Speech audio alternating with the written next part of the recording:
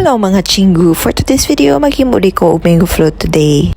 So this is the second time I make mango float. So let's start. First, I prepare all-purpose cream and condense and mix it. Next step is I prepare evap. Then I started put the biscuit and put it in glass pan. Same process ang paglagay ng biscuit sa evap and then put it after in the glass pan.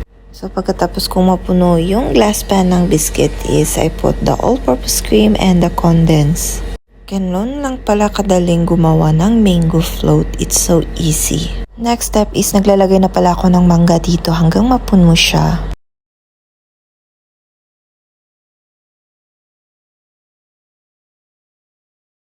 Pagkatapos malagyan lahat ng mangga ay maglalagay ulit tayo ng all-purpose cream with condense. Same process lang hanggang mapuno siya.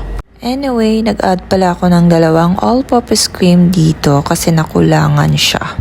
Yung unang all-purpose cream kasi nilagay ko is isa lang kaya nakulangan talaga siya kaya nag-add na lang ako ng dalawa. So bali, tatlong all-purpose cream yung nagamit ko dito.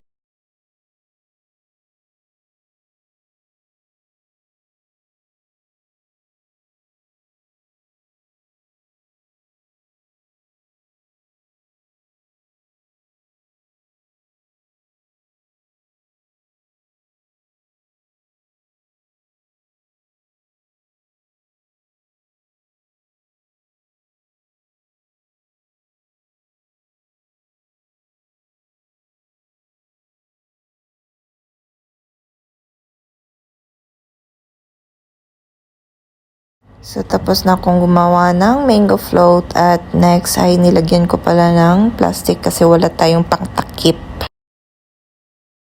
So, tapos na akong magtakip ng mango float natin at ilalagay ko na to sa refrigerator.